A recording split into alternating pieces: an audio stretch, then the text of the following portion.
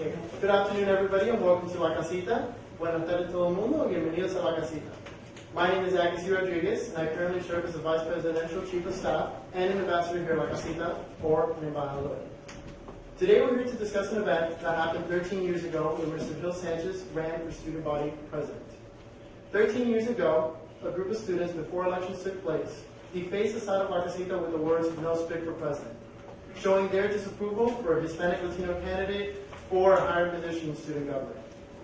We remember events such as this one because things like this can always happen here or anywhere else.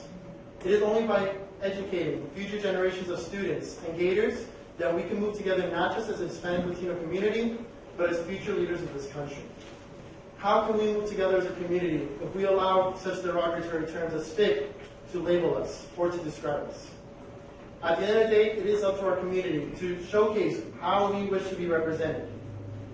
13 years ago, as was stated before, after the event happened, news of the incident was featured on the front page of the Alligator. Another event involving a fraternity and an Asian-themed party prompted students to band together and form what would be known as the Voices Against Racism March. Students marched from the Rights Union over to La Casita, showcasing a banner that stated that they were voicing their opposition against racism. I'm sorry for the tongue twister. Today, the banner is proudly framed on the second floor of La Casita, just outside this room, as a permanent reminder of what students can achieve when we band together to face adversity. And without further ado, it's my great honor to introduce Mr. Gil Sanchez and Dr. Paul Ortiz.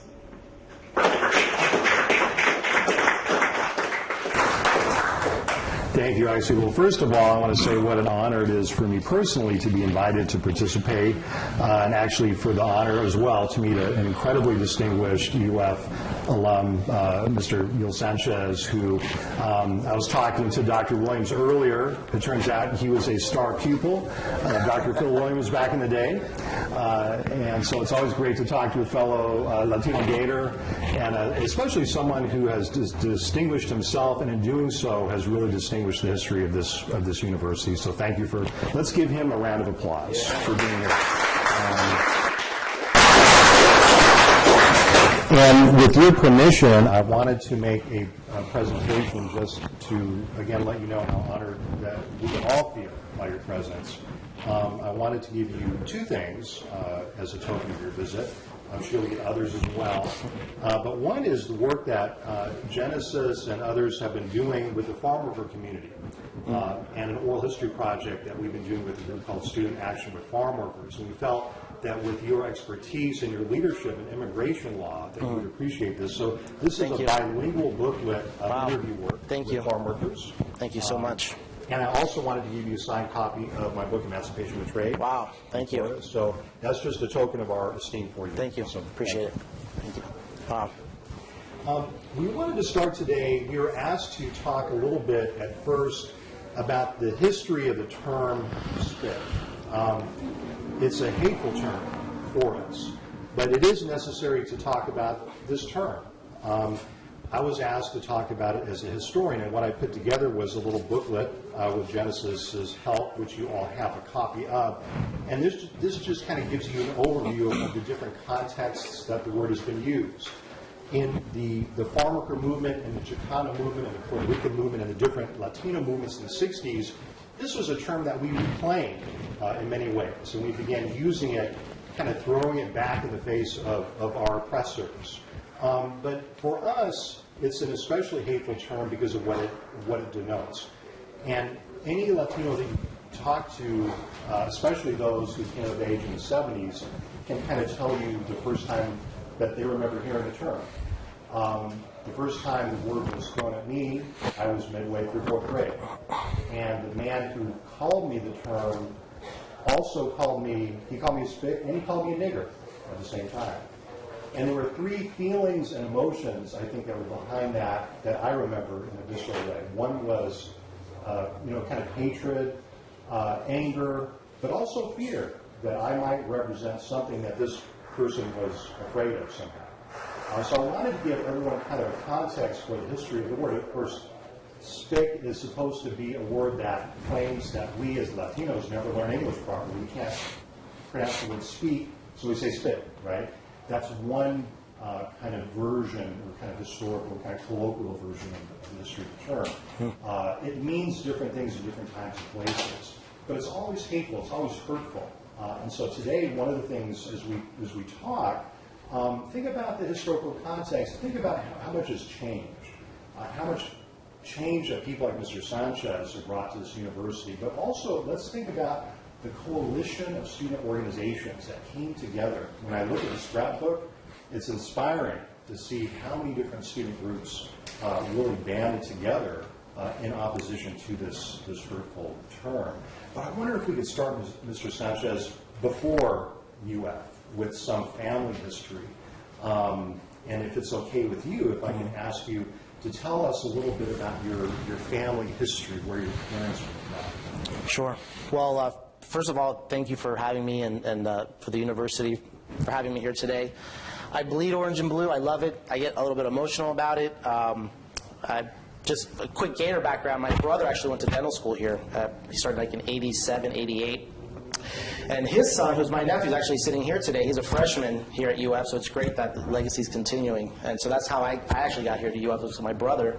And also my mom is here today. She flew in from Colombia a couple days ago, so it's great to have her here. Well, I'm actually a Hispanic hillbilly. So I was born in Parkersburg, West Virginia. And there's only about 5 or 6 Hispanic families there. My father, he was a cardiologist, and one of his students from Colombia, he was teaching medical school at the time, had called my dad up and said, we need some cardiologists up here in Parkersburg. This is back in the late 60s. And so at that point, some student revolutions were taking place, which ended up being the guerrilla movement. They actually ruined all of his medical equipment that was there, which was funded in large part by U.S. private companies, Kellogg Foundation. He's like, I have to leave. So he ends up going to Parkersburg. And there were some other Hispanic families there too, another 4 or 5 Colombian Hispanic families, also in the medical field. So that's how I ended up in the United States. And I was there for 12 years. And then I was about 1988, right around that time, my father had a stroke, had a really bad stroke. He was really young, 52, 53 years old. And at that point, he was basically permanently disabled. And so at that point, my parents said, well, we need to get into some warmer climate, simply because somebody who has that, he had right body paralysis, they need to be in nice warm weather. So they ended up moving down to Bradenton. So we were there. I'm the youngest of 6, and all my brothers and sisters are all a lot older than I am, so I'm the youngest. So it was basically my mom and my dad and I. And then from there, we were in Bradenton for about 6 or 7 months. And then at that point, my parents wanted to move back to Colombia, which is where they're originally from, my mom and dad. And so when I was about 12 or 13 years old is when we moved to a really small town called Buga. And it's a really small little town, probably, like the size of Gainesville, maybe a little bit smaller than that. It's about an hour from Cali. And so it was pretty much a big culture shock, coming from the States and going to a small town in Colombia. And a lot of these things ended up, all of this history, all of this experiences really kind of develops into, my leadership role here at UF. So obviously got to learn Spanish well, learned to read and write. At that point in time, I was there from 12 to 16 years old. This is from 89 to 93. During that time, the drug cartels were really in full force. I was there during the time when they killed Pablo Escobar, when they killed Galan, who was running for president at the time. I remember seeing that on TV. And there's a lot of violence, taking place in the country, unfortunately, during that time. So, very, very formative, though, for me at that point in time. And then at that point, when right around 16 years old, my parents said, all right, Gil, it's time for you to go back to the States. I had already adapted really well to Colombia. I did not want to leave, although the first 2 years, to be quite honest, I hated living there. It was such a culture shock for me. But the last 2 years was great, and I was actually having too much fun. Although I was doing great in my grades and everything like that, but my parents were like, okay, well, it's time for you to go back to the States. All your brothers and sisters are there. And so in 1993, I moved to Sarasota, Florida, and I moved in with my sister and her husband, and my parents stayed in Colombia. at that point, and finished my junior and senior year at Riverview High School in Sarasota. And then at that point, I was obviously like all of us here at one point, where am I going to go to school? And UF was obviously the number one pick. I wasn't going to go anywhere else. And so in 1995 is when I enrolled at the University of Florida. So fall 1995, living in Graham Hall, I started my my time here. What type of values did your parents try to instill in you and your siblings when you were growing up? Education was really, the number one thing. My dad came from a family of like 12 or 13, very, very poor family, and in a small town called Palmira, which is in El Valle del Cauca, which is like, say, the state of Florida. And so, he was the youngest, and they're all very poor family. They all kind of worked in the death business. Like one uncle had like the flowers that were purchased by, funerals, and the other one worked in the morgue, and the other one had a pharmacy, and then, it was kind of this family business. And, my grandparents saw some talent in him educational-wise, and so he was able to, to get scholarships and went to seminary school. Then they quickly found out that he would not be a good priest, and so they said, well, go to medical school better, And so obviously education is what got him out of Colombia. He ended up going to medical school at Universidad del Valle, and then he did so well that Tulane University brought him over, and that's where he did his specialty in cardiology. And so obviously it was education that got him to get out of the environment that he was in, and so that was number one, was education. It was that and nothing else, and from there everything else flowed. And when you were growing up and your parents were really emphasizing education, when you were, say, middle school or perhaps high school age, were you thinking already of a career, or were you still just kind of searching? That's a great question. I'm an attorney now, and I never in a million years ever. I didn't even know what an attorney did at that age. Obviously, I was in a medical field environment. And so I guess the default profession would be, to be like my dad. But other than that, I guess at that age, being in Parkersburg, I never really thought about it. I was there until I was 7th grade. To be quite honest, I actually really wasn't that good of a student. I had a great upbringing. It was fun. I'm the youngest one, so my parents, I got them tired. So I kind of got away with murder, and I was really, I was spoiled. It was great. All my brothers and sisters, they spoiled me to death. It was awesome. So to me, thinking of a profession, back then, what do you want to do? Oh, I'll be a doctor, but you don't know at that age really what it means, and I really respect those who are in the medical field, because that's obviously something that takes, I think you're born with that, dedication.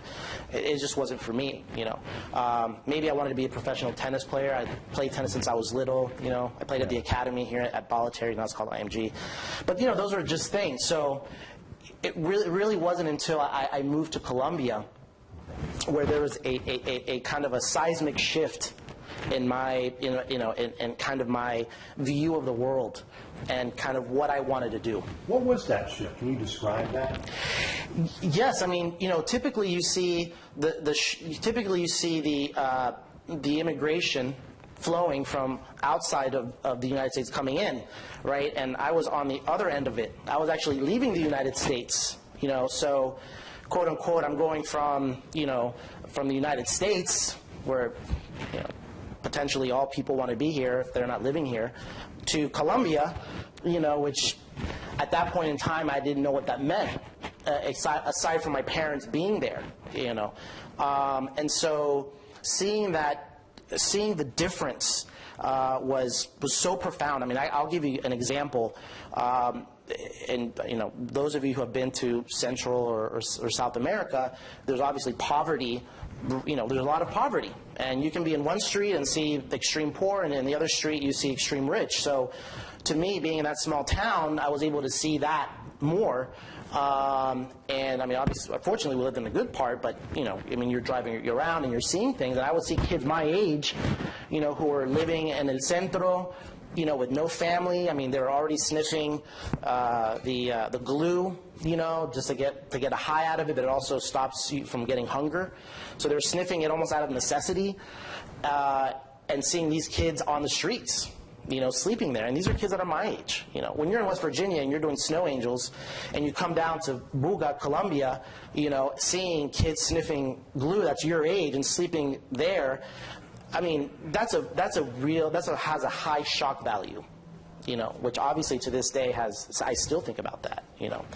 And so I realized at that point how fortunate I was to have the family that I have, and also to be American, to be quite honest. And I knew that I had the opportunity at some point to come back, you know, when I wanted to, you know, obviously with my parents' approval. And so that was, you know, I'll never forget that, you know. And I went from a brat, you know, spoiled, to now a mature young individual, really analyzing and asking questions about the world that I'm living in, and, you know, what I have, what I don't have, what I want to achieve, what I don't want to achieve. And so these priorities just start changing. Who were your role models during those years? So, I mean, definitely my parents, you know. They were my main role models. I mean, at that point, my siblings were a lot older. They were already out in school. And so really I kind of feel like I was an only child growing up. And so my greatest influence were my parents. And I would think more so my mom, simply because my dad, since he had his disability, he was dealing with his own, you know, issues, which was very difficult for him. But I did learn a lot from him. But I think, you know, seeing my mom and how she was able to, you know, kind of rescue the situation, and ended up, you know, doing the best that she could. And so they were definitely the ones who, you know, who influenced me the most. You know. So on your return to the United States, how old were you? I was 16. Yeah, it was the summer of 1993. What were the, was there a big adjustment to make, or was it, kind of discuss that, what it was like coming back? Yeah, it was big. I mean, you know, I remember when I moved to Colombia, I had heard salsa music and merengue, but to dance it, I'm like, I don't know how to do that, you know, and then over there, you know, obviously my cousins are teaching me how to dance, and getting into that, and then getting introduced to the food, how you know, everything over there is organic. Here they charge you, you know, so much money for organic. Over there it's like a given. Everything's organic and inexpensive. The food, the language, you know, at that point, my first 2 years were extremely difficult. Cause, I mean, I was illiterate. I knew how to speak it, but I could not read or write Spanish. And so those 2 years was a huge adjustment for language-wise, you know, trying to learn that. And, you know, my parents had a tutor for me that I remember, hey, Glenn. It was a big shift. So the last 2 years, though, I actually ended up in the top 5 of my class in Colombia. So I had already, to a certain extent, you know, adopted Spanish almost as an equal to my English. So, and also custom-wise, you know, you pick up a lot of good habits over there, you know, and you pick up a lot of bad habits, you know. I mean, nothing that's bad, but, you know. So at that point, my parents said, okay, Gil, it's time for you to go, you know, go back to the States. So coming back, that was, you know, now I have to then shift completely again, you know. And so now at that point, I'm looking at trying to catch up with my English language, because I'd missed 4 years of school, and the grammar during that time. I mean, I missed 4 years of grammar. I missed a lot of things, but I mean, from the science perspective, I mean, I was way more advanced than the other students with me. There were some things I was a lot more advanced, but when it comes to the language part, that was a real hindrance for me. And then everything else, I mean, pop culture changed, music changed, the way that you dress, you know, I mean, the way that people dressed at that time in Colombia was very different how the youth dressed At that point, just everything, was just a complete seismic shift. And it wasn't as difficult as moving to Columbia, but nonetheless, it was a difficult, transition at that point. What courses were you really focusing on in terms of your studies in high school? What did you feel comfortable in, I guess? I kind of had I was taking AP classes in like economics, and psychology. Really math, really the highest I went was pre-cal at that point. I really wasn't, I was good at math, but I never had really an interest to go further than that. That's why I'm an attorney, not an engineer or something. But so it was more kind of in the social science, which ended up, being in my kind of my undergrad here. But it wasn't really anything that focused. I think that back then it's different from the high school students now. I think they have a lot more options to be kind of specialized more in different areas. So it was kind of still very general at that point. My focus at that point in my junior year was to just graduate with the best of grades of possible, get my English up to speed, and just get to UF. That was my #1 goal. And so I really just focused on school, my tennis. I was on the tennis team, captained my tennis team and everything, and then it was just focusing and working. I was working too during the whole time, and I just wanted to get here. So I was very much, because, at that time, junior and senior year, here, people are, back then, in terms of going out, it's consists of maybe going to going to some woods and having a keg there and just listen. Yeah, it was just such a different environment. For me, that just wasn't my style. I wasn't really into that, so I really didn't engage that much in getting into the high school, kind of traditions and things like that. Because we have so many educators in the room, I have to ask this question about high school. Do you remember an influential teacher that really had a big impact on you educationally, that really kind of helped you? Yes, absolutely. There in Columbia, I can't remember her name. Maybe my mom can remember her. But it was my Spanish tutor. She was awesome with me. She was very patient, very diligent. I mean, she gave me the fundamentals to really succeed in the way that I did in my last 2 years of school, which to this day has helped me in my career as an attorney. And being able to communicate with Spanish-speaking clients, with immigrants and everything like that. So she definitely was somebody that I highly connected with, and I remember. In terms of when I was in high school, there was also my business law teacher at that point. He also was very influential. That was the first time that we were introduced to briefing. It was a business law class, and so it was the first time I was introduced to briefing a case. And he also, aside from the legal side, he would also teach the business side of it, understanding what the stock market is. And those things I really remember, and he was great. Bing Holloway, I remember that was his name. Mr. Sanchez, can you discuss your pathway to the University of Florida? Sure. From high school? Yeah, I mean, the Gators. I mean, what other place would you want to be than here? I mean, seriously, it's like go Gators. I spent here. I spent 8 wonderful years here, exhausting years, and we'll get into that and why it was. But it was through my brother, George Sanchez. He went to dental school here, and so we had, before we moved to Columbia, we had come several times to campus, and so he had introduced me to campus, and I really loved it, and he was a huge Gator fan too, and I adopted that. And so when it was high school, or when I was graduating, I had a few opportunities to go play college tennis, but it would be at a smaller school. I mean, never at a UF. They're practically professionals, but and I said no.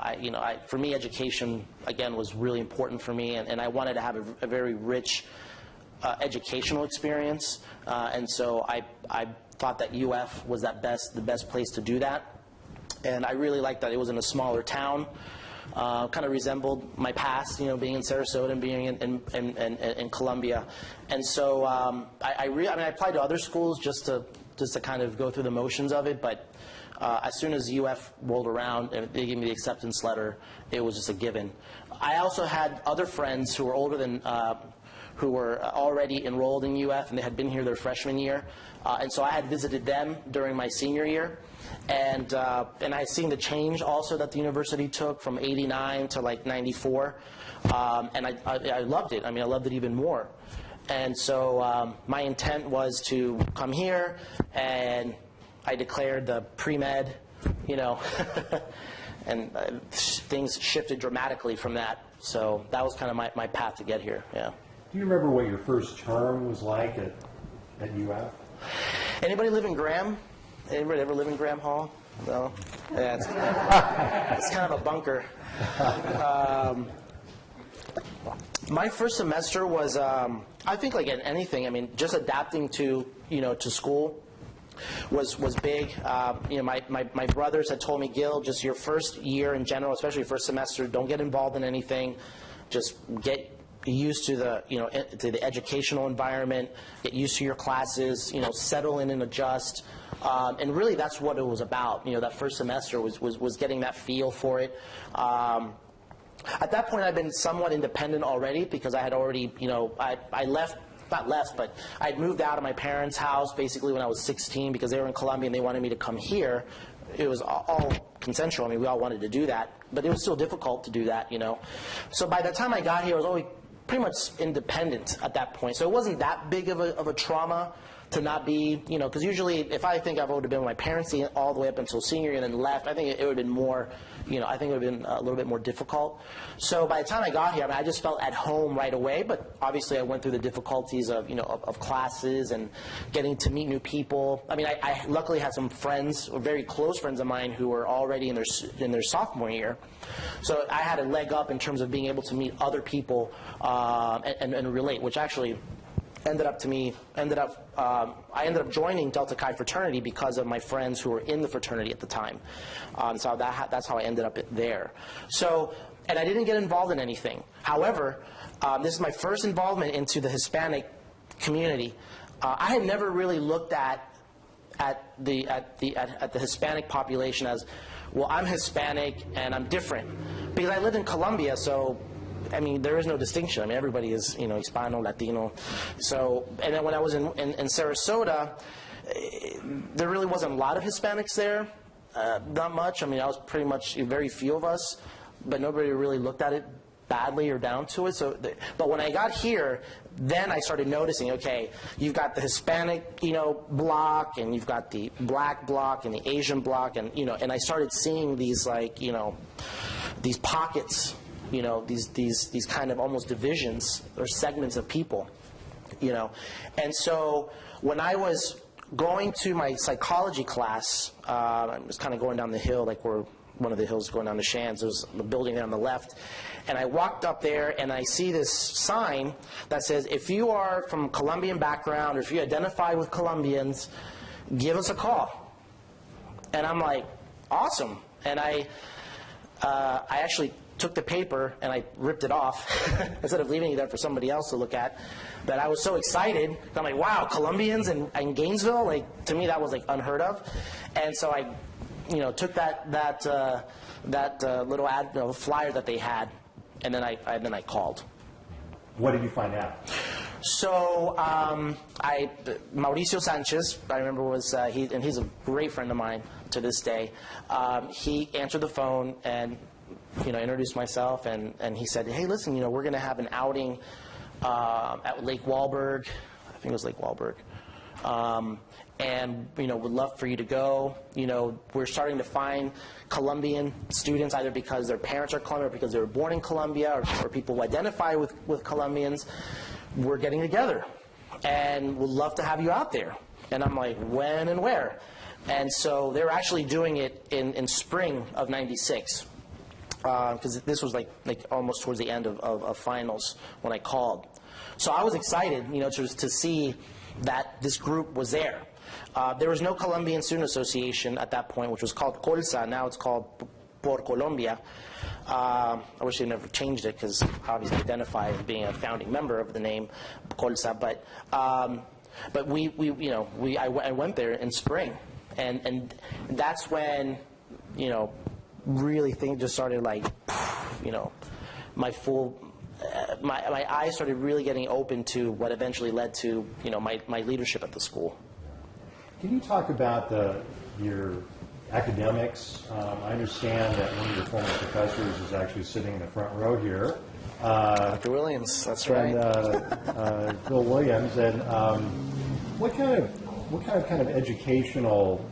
You mentioned you first arrived at UF. You're thinking of pre-med, and obviously your intellectual pathway took another kind of route. Can you talk about that a little bit? Sure. It was. When my first year, the pathway was going to be was pre-med, but I quickly found out my first semester in the classes that I was taking that my interest was just not there. At that point, I had signed up for bio and chem, and I had to end up getting a tutor to help me out, and I did okay. I got some B's, but that's not good enough, if you want to go to medical school. And my interest really wasn't there. I was doing it more out of that, my brothers. I mean, I've got 3 dentists in the family, plus my older brother's a doctor, and then my dad was a doctor, so I'm like, of course, well, is Gil going to do the same thing? Although they never pressured me, but, you kind of feel that a little bit, or maybe I impose it upon myself. But, I just, my heart wasn't there. So going into my second semester, I was still taking a lot of heavily health, science courses, or the bio and chem 2 and all that stuff. But then I took my first political science class, and that's when I was like, wow, I mean, this is something that really, excites me, and didn't realize that I had that affinity towards politics. And how the system runs and how the government runs. Do you think that grew from your life experiences? Yes. Looking back at it, I really do. I think it was seeing different societies, from living in West Virginia, which to me is like a different society in the United States, then going to Colombia and then moving back to the States and seeing I mean, when you're in Colombia, you are absorbed. Politics is a big deal over there. I mean, everybody gets involved. I mean, obviously, political parties were killing each other for, I don't know, Dr. Williams, 60, 70 years, So, so that, you kind of start building into it without knowing. And watching the news over there is a big deal. So I think that all of that, and coming back here, yes, I think that's a great observation. It was really that kind of attracted me to that. And so it was my second year, my sophomore year, when I decided that I downgraded, I'm going to put it this way, but I downgraded from medical to dental because, quote unquote, it's easier to get in, although it's still difficult. So. And so I'm like, well, I'll just do dental, that's fine. And then it wasn't until my junior year that I finally made the switch to law. But then my second year was all heavily, I declared political science. Glenn Keppick, who is here today, was my academic advisor from my freshman year all the way until I got into law school here at UF. And we still kept a very close relationship. Obviously, he's here today. So he was the one who was guiding me in terms of, okay, Gil, what do you want to do, and guiding me in the courses. And I think I started taking Latin American study classes probably in my beginning of my junior year, and that's when I then declared to do my certificate and then my minor in Latin American studies. Obviously, now having been in Colombia and learning what was going on there, I realized being here that I was living at a time where history was being made, bad and good, at the time. And so I kind of appreciated then having lived through that part, and obviously watching these events unfold within Colombia. So that was how then I made my switch to political science. But I declared poli-sci, but still wanted to do the dental. Because you don't have to get into a particular, you got to complete the required courses, but you don't have to do a particular undergrad degree to go to medical school or dental. And so then there was a very big event that then changed me into finally declaring that I wanted to be an attorney or go into law at that point. Why student leadership? What motivated you to get involved in becoming a leader on campus? It actually, a lot of it started with my brother, George, who went to dental school. He was very involved when he was in high school. He was involved, not necessarily in leadership, but he was more in volunteerism, and he's very big on that. And he always said, Gil, you always want to have a good, have a rich student experience. Obviously, education being number one, and putting in the time to get the grades, and at the same time, getting involved with different things on campus. For him, it was more volunteering, not necessarily leadership. But I didn't understand the difference between those, to a certain extent. I mean, they're interconnected, but there is some difference to that. But it was joining Delta Chi fraternity in spring of '96 when I pledged. That is where the leadership started to change. The fraternity was founded by attorneys, and the majority, or a large part of my fraternity brothers, were pre-law, and our alumni, a lot of them were lawyers. So I was kind of being zapped into this, and I'm like, oh, okay, this is interesting, and I'm starting to like it. And then they saw, I guess, some type of leadership in me. And I was elected actually as president of my pledge class.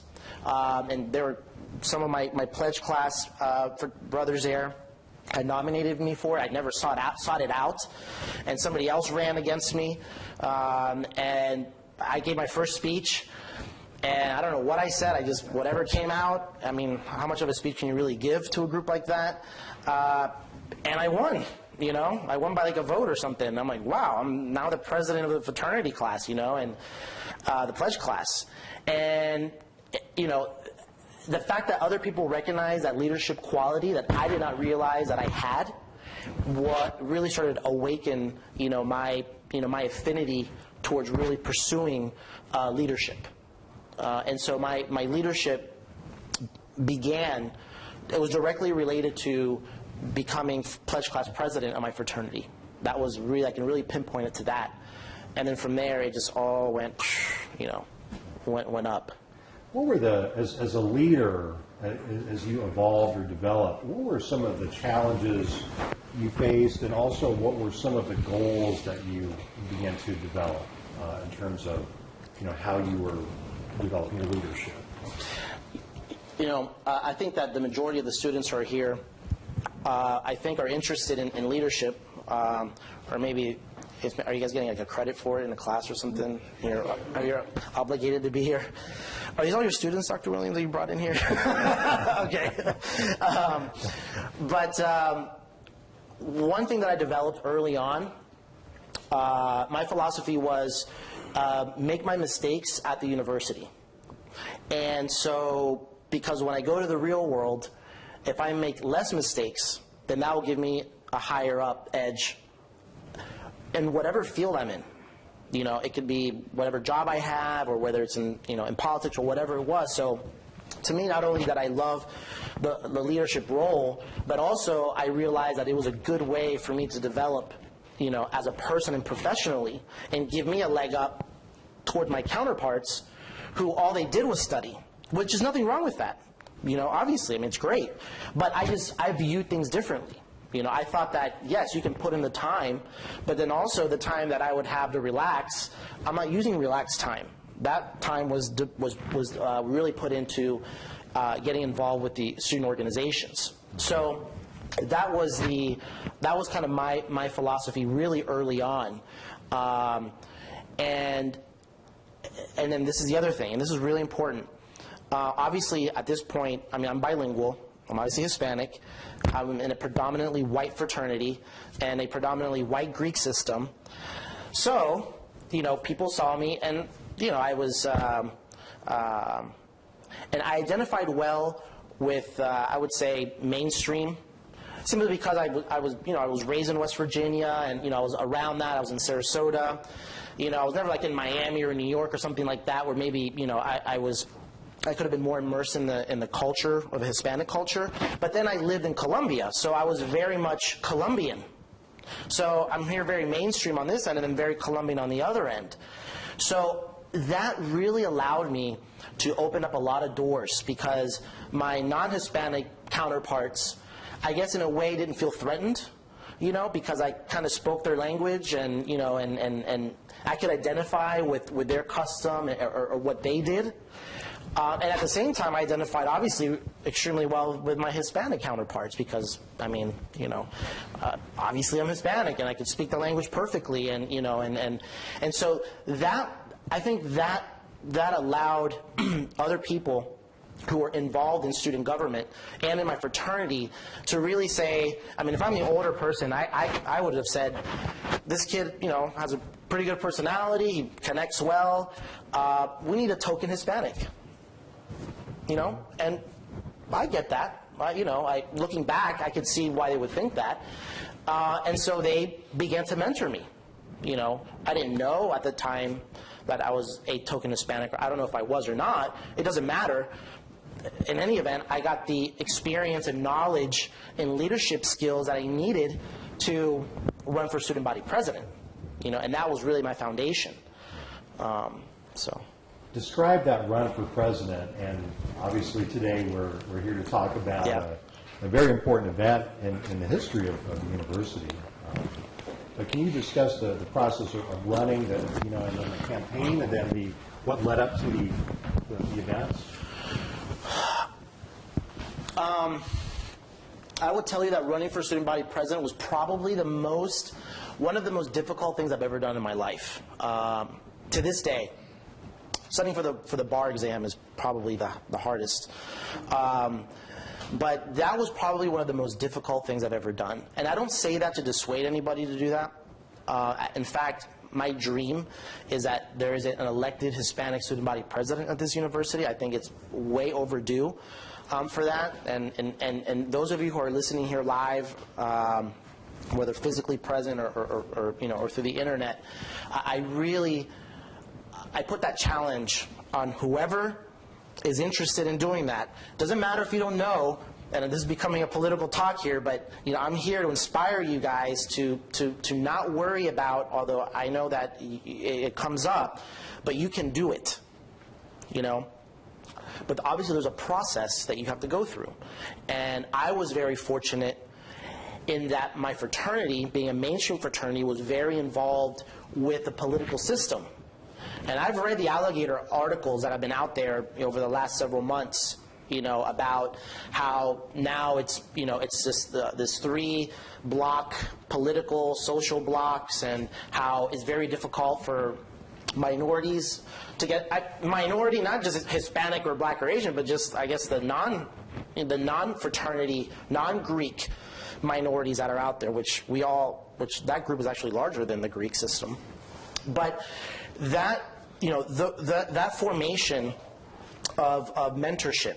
Mentorship was very important, and I had mentors in the fraternity that were educating me on the ways of how the system works. A lot of people don't care about that, and I don't blame them. I mean, people say, oh, student body politics is boring. Why is that relevant to me?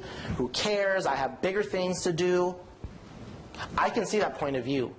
But at the same time, I think there's a lot more to it than just viewing it that way. And I started to really adopt that. So my whole thing was that I was very calculating about this. I wanted to learn as much as I could on how the inner workings of the political system worked. That was my goal, because I knew that if I knew what they knew and how it worked, then that would get me closer to achieving not only my goal, but for the Hispanic and minority students. Florida Blue Key, I'm sure everybody knows about that, you know, obviously played a large part in terms of how things happen on campus. And so my mentor was in Florida Blue Key. And so he quickly taught me the relevance of it. Now, obviously, this takes place over a span of, you know, 2-3 years to learn all of this stuff, so I'm just condensing it. But that was one thing. So I'm learning, and they are prepping me to, you know, in the political, in the mainstream machine, right? I mean, I ran for student senate as a freshman, and I won. Well, not that it was a big win, because we were the majority anyway. So, but you know, I had my little victory there. So I was a freshman student senator at that time, and then also I started getting involved with the Hispanic organizations. I was a co-founder of what was then called the Colombian Student Association. I was a second. See, Brian Helmick was the first. I was a second. No, Mauricio was first. I was a third president. I was president, I think, in fall of 1996. So I became president of the Colombian Student Association. I started to learn about the Hispanic Student Association and WEPA and the Cuban Association. I forget the name. CASA. How can I forget? And all, these organizations. And so I started seeing that there was a real disconnect between the Hispanic organizations and being involved with student body politics. The Hispanic Greek system was just starting at that point. I think maybe I see somebody was Alpha, right? Or Lambda? I'm Alpha. I think you guys were founded in 94? 96? Okay, I was already. So I started to see that formation starting to happen, but still they were just starting, just getting their kind of their grassroots going. So I started seeing this disconnect between one and the other. Do you want me to go on with that, or I don't know? Well, I was going to ask you about your, moving from being a freshman senator, trying to bridge the gap between Hispanic organizations, student government. Obviously you're also busy with your studies.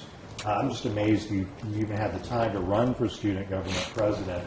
Was that something was that an aspiration early on, or was that just something that you? No, I never ever thought that I would have the opportunity to run for student body president. Absolutely not. I knew I wanted to get involved, and my goal was to get the Hispanic students and Hispanic organizations to be voting blocks. Because that was the only way that we were able to get positions for Hispanic students. And if you don't have organized voting blocks, you don't have anything. And that's the reason why the Greek system is so strong, because they're obviously organized, and you meet every day for dinner and lunches, and you can tell the people what they need to do. But the organizations obviously don't operate that way. And so I was very aware of that. We needed to organize, that group. But I never thought that I could ever run for student body president. I ran for student body president when I was actually in law school. There was no way I could have ever run as a as a junior or senior in undergrad. And I don't know now if that's changed. But the majority of the student body presidents in my era were already graduate students, or a lot of them were in law school already. And it took that time because you have to learn the system, pay your dues, make your moves, and then hopefully you're lucky enough to be in that line of succession, that's informally, it's backroom dealed. Hopefully you're there in that position. If not, you could be great, but you're gonna miss the boat. So I had to learn all of that. So it wasn't until my second year of law school that I ran for student body president. And it was that, I can't take credit for this, but it was when this gentleman by the name of Ian Lane, who was a SIG-EP, broke away from the system and ran the opposition party. And he actually pulled away a lot of fraternities and sororities also with him. And then I joined his movement because I liked what he was doing in terms of being inclusive, and bringing other organizations into the fold. And so it was my involvement through that I started to realize that it's actually a possibility. Now, if he wouldn't have done that, I was getting to a point where I could potentially have been either I was offered the vice president position and the treasurer position. And I said, I'm not going to be the token Hispanic and take those two positions. I go for all or nothing, And, but it was his breakaway. It was called the Florida Student Party. He lost. He put in a lot of money. He lost, and then the coalition kind of broke off. And I saw a great opportunity to bring this group back together and just add more. Because he came from Greek all the way. I was involved in Hispanics. I was involved, with the black community, the Asian, international students, being president of HSA. I've been president of the Law College Council at that point. So my connections were running really deep at that point in time, and I knew that I could pull from all of these different factions. And IRA also, we joined up too, and that's when I realized, okay, I think there's a real opportunity for us to to run for student body president. I say us because it takes a team effort to do it. Yeah. Describe your feelings when the day, the time, the moment when you became aware of the words "No Spic for President." Yeah, I'll never forget that. So, elections typically happen on Tuesday and Wednesdays back then. I'm not sure if it's still the same way here. Still the same. It was Monday morning, I think it was. And I get a phone call from my campaign manager at the time. And I'm in Turlington. And I remember I had two campaign managers. But one of them said, "Gil, are you sitting down? Do you know what's going on?" I'm like, "No." Like, "Well, you better sit down." I'm like, "Oh, shoot, did somebody die or something?" It felt like death after they told me, what had happened. I immediately said, "Guys, we need to get the group together, kind of the committee, together and talk about this."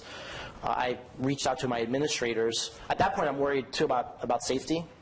You don't know what's going to happen. I mean, if somebody's willing to defame university property, with that.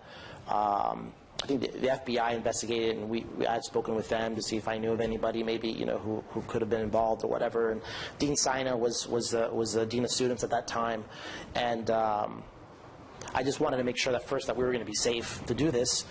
But then I thought, when you step into leadership, like high visibility leadership roles, those are the things that can happen, and then at that point you decide, well, do I keep on running, and risk something happening to me, or do I, step down, even if it's the day before the election, and so those are all decisions, that we had to go through, and then determine, what was going to be, the path. And the committee, our group, was very much like, "Gil, listen, if you want to call it a day, everybody will respect you for it, and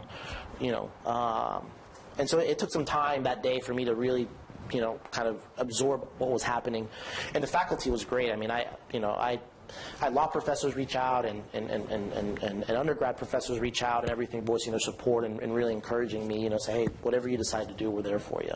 So, it was, pretty shocking day. How did the group Voices Against Racism form? Well, I wish I could give you specifics on that.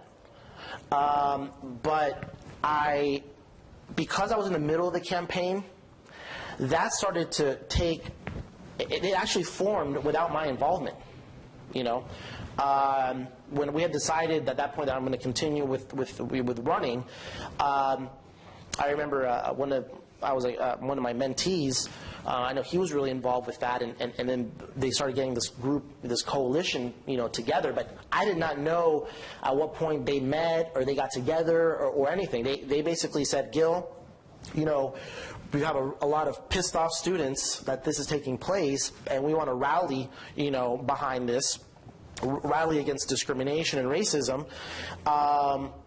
What do you think? When do you want to do it?" And that was very important because it was a tricky situation to be in.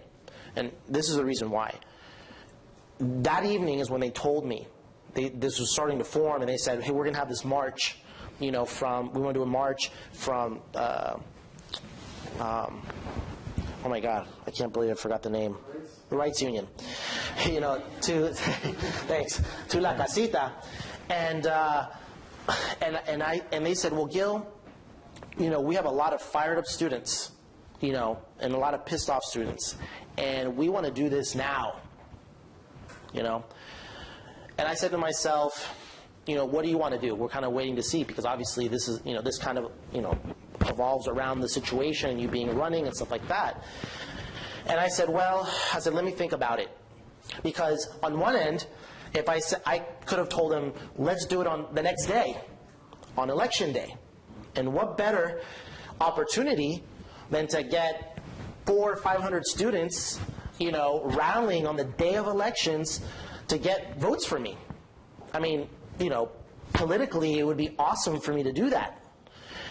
But at the same time, I realized that if I did do that, then I was going to run the risk of people saying that I was doing it for political benefit and that I was taking advantage of the situation that was happening, And so that was a decision that I made on my own, because the people in my committee were, on one end, they wanted to do it, the others, they didn't want to do it.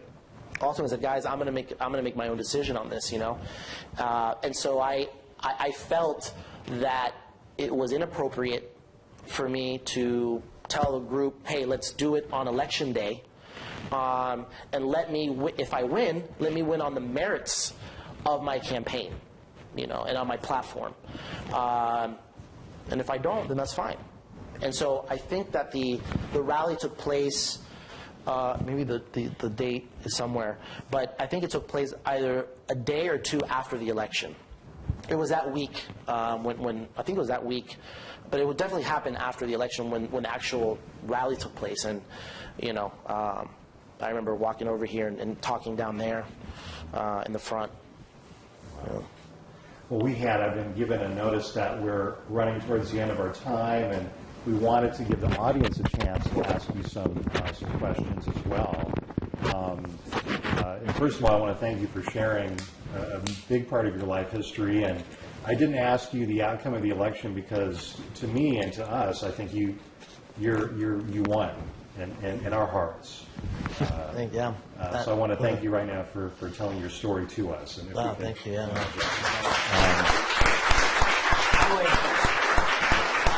Thank you. I do want to mention one thing on that before we open it up.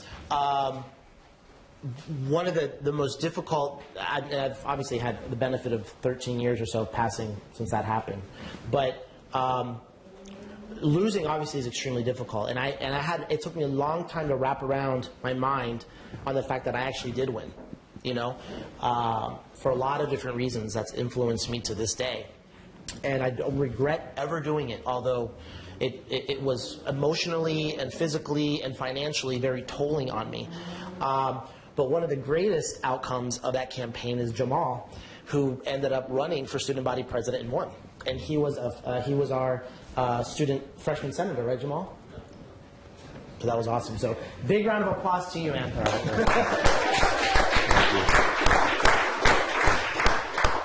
I think we have time. In Genesis, if you want to give us a sense of how much time we have for a few questions, I think. We have time for a few questions, so does anybody have any? Why do you feel that now within the majority party is now called SPOHP Party, and it works with the machine, FPK, and why do you feel that HSA, VSU, and ASA, the three largest groups on campus, allow themselves to be tokenized by being offered the treasurer or the vice president position every single year? And things don't change. That's why I try to break that cycle. It's I think a lot of it is lack of knowledge on how the system really works, right? But just knowing how the system works is one thing, but really understanding how you run a political campaign is another. So I would actually tell anybody, or my advice to anybody who's looking at running, would actually be to study how an actual campaign works. And the university, has those resources out there to get the books and understand how you actually run a political campaign. You can't look at it as trying to take fraternity and sorority houses away to vote for you. I was able to do that only simply because, and not a lot, I was only able to do it because I was in a fraternity and I was in Florida Blue Key, and the decision makers were actually friends of mine. So I had a little bit of an advantage on that end. But even if you take that away, you don't even necessarily need that because the majority, the population outweighs, the Greek system students. So The biggest part of it is that we're our own worst enemies. And I was lucky in that I was able to keep the Hispanic student population, or at least those involved in Hispanic organizations, kind of lock in step with me. You know, I had shown them that I wasn't there to utilize the Hispanic group to my advantage. And only because I had plugged in so many Hispanic student leaders into positions from all walks of life, you know, student organizations, that I was able to gain that trust and respect. But there was divisions that were also that would take place within, which grew after I left. I saw the same thing in the black organizations. You know, there was division there. I mean, my treasurer, Ruby Powell, was president of the Black Student BSU, and the one running on the other side was who was it? Jamal, I'm trying to remember. Suzette, that's right. So she was also black, and so it split. Now, I thought that we were going to get all of the black students because I was really close with the leadership there, but there were just divisions that took place. So I think that if you're able to find that one or two or three people who have that trust and respect amongst you know, a large group of people in the different, I guess, ethnic organizations, and you plan it out the right way, you can actually win. But you also have to dig. You have to find votes somewhere else. You know, in all places. But to this day, I still believe if BSU and HSA. ASU usually has a smaller population, but if, you know, obviously it's important that they all get together and work together. But if at a minimum HSA and BSU come together with their organizations, you know, they can launch a candidate that will win, and not count on one Greek vote. It's easier said than done, obviously, but it can be done. And the trick of it is learning how you campaign, how you put together a political campaign outside of the confines of a university. Because it teaches you how to get a vote, you know. And to get a vote, there has to be something for the person who's voting for you. And unfortunately, the student here believes that by voting for somebody in student government doesn't affect them, right? So what's your job as a leader? To connect on why you should vote for me and how it's going to benefit you. You're going to vote for me, not because it's me, but because I told you how you're going to benefit for me being there to get you that benefit. You know what I'm saying? So those are all, and that being in political science, and you know, and learn. And I took a lot of these classes. I was able to, you know, combine those things. You know. So I was a freshman when Gil first ran, and for us, Gil was like Caesar Chavez from the beginning. He was like, it was that big because he was Hall of Fame already. He did all these great things. He was a president. So I said, I want to learn from Gil. So I'm excited, and I think that, like, he doesn't say this, but he was so innovative. He ran a business. He was a club promoter. So Gil knew everybody in the business. I'm serious. It was just so innovative. Like, he was on a whole different level, like a grown man to us. So I mean, he's only a part of it. But I think that because he was able to go and cross-sect with different communities, I said, I want to be that guy one day. So after you all stayed in touch and my campaign, I'm all after him. I said, what do I do to allow students to think differently? He said, Jamal, go to the club. I'm serious. I go to the clubs and outside and everything. So you're just so innovative, and I think that it takes that mentorship for, you know, from guys, you know, like him. But again, I was just saying, man, I was a freshman. I was like, wow, Gil Sanchez. And I'm still like that. So one day when he runs for office, I will support him. We got one vote. Do you have any other questions? Well, I have, you know, because we're live streaming, so we have questions from the audience upstairs. So one person asked, well, you can't answer that, but did students at UF during your time ever try to break this Greek-controlled student government? Can you repeat that again? That one? So did students at UF during your time ever try to break the Greek-controlled student government? No. No. I don't say this to pat myself on the back, but I can say that I was definitely the trailblazer on that end. there was again, I had been offered the treasurer position and the vice president position under a Greek-controlled system. So I could have done that. I could have been there. But I knew that if I did that, I was killing my opportunities to then run for president, because very rarely do you see a minority, I don't think really ever, right, Jamal? That you would see a minority as a treasurer or vice president then launch as president. So I'm like, I was seeing the greater picture. I'm like, I'm not going to do this. I'm not going to allow myself to be that token Hispanic. So it was my my experiences in the different in these different worlds that exist at UF, and what Jamal said is true. I mean, there are so many different worlds in this campus.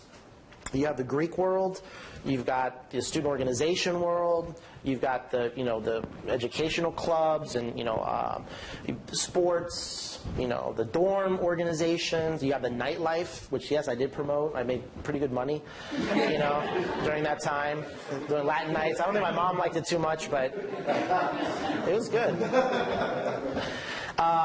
So it was all of these worlds that I had been able to navigate. And in law school, I had a great voter turnout in law school. I hammered Adler in that. I mean, he had like a very small percentage. And I'd been the president of the Law College Council at the time. And I had become really close with the leadership in law school. So it was being able to really understand the worlds that exist, how I fit within those worlds, and then how can I join them under a common theme, right? And the common theme wasn't that they liked me, although it helped, but it was that I was going to provide opportunities for everybody in those worlds to participate to the extent that they wanted to participate within the student government world. Because at the end of the day, student government to me is a microcosm at politics. As a matter of fact, it is more cutthroat in this campus than it is to run for state office. Because I ran for state rep, and I understand it. It was like, although I did not win, but it was like a walk in the park. Literally running for state rep. It was so easy. I just did it to get my name known out there, and eventually, that's kind of a tactic that you use. So eventually, maybe I'll do it. I don't know. But it was that. It was being able to connect those things. But I want to provide my information, and I don't know what the best format to do that is, but my email address is Gil, Gil, at SanchezValenciaLaw.com. If you need my information, contact Olivia, and she can provide it. And like I spoke to Jamal, if any of you ever want to speak in detail on how I constructed the campaign, I've actually kept all of my papers from back then. It's somewhere in a box deep down, but I still remember it all right here. If anybody ever wants to do that, or just understand what the process is, email me. And I love it. I mean, that's why I'm here, and I really, not only, I mean, obviously I want to have great candidates there, minorities.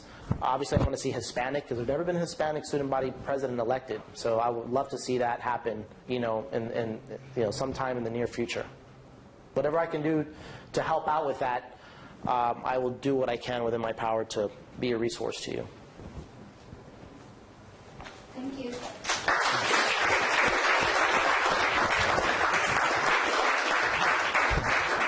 Thank you. So my name is Ortiz, and I'm the director of La Casita, and I want to thank you both for giving us your time and energy. And of course, we have parting gifts for you. But this was the point of our 20th anniversary, right? To be able to look at our history and face it, and it's not always pretty, but to learn from it and grow from it. So we hope that you join us at our next event. It's on March 18th from 3 to 5 at P Hall, and we'll discuss what it means to be Latino, not only at UF, but in the United States, in Florida, in the world, and we hope that it's a learning experience just like this one was. So there's flyers downstairs, there's also food and beverages downstairs, so you'll stick around. Oh, absolutely. Yeah, I'll be there. And if you have more questions, please feel free. There's an event. Sheila, did you want to? Sheila, did you want to announce?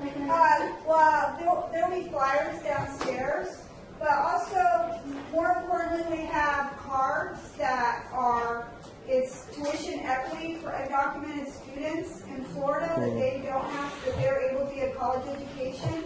If everyone can take a card and give it back to me or lay it on the front desk, if you just put your return address up here and sign it, I'll find out. Most people don't know who their state senator or representative is.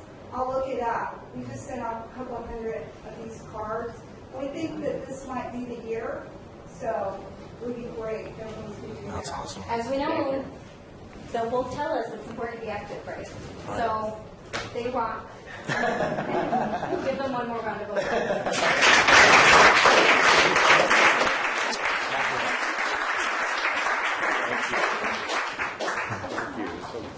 Awesome. This was fun. Oh, yeah.